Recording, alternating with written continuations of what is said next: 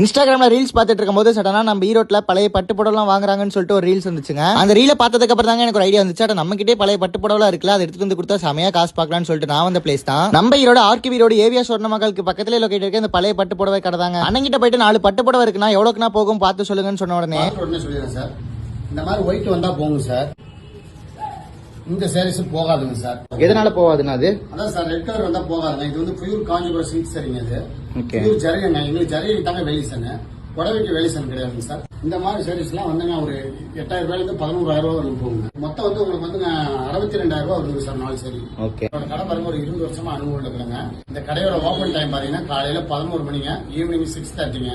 Sunday holiday sir. ஆனா நீங்க ஈரோடு மக்களுக்கு மட்டும்தான் என்னன்னு கேட்டீங்கன்னா வாட்ஸ்அப்ல அனுப்பிச்சிட்டு நீங்க சாரீஸ் போதான்னு தெரிஞ்சுக்கலாங்க. இல்லைன்னா நீங்க வர முடியலன்னா கால் பண்ணீங்கன்னா போதுங்க.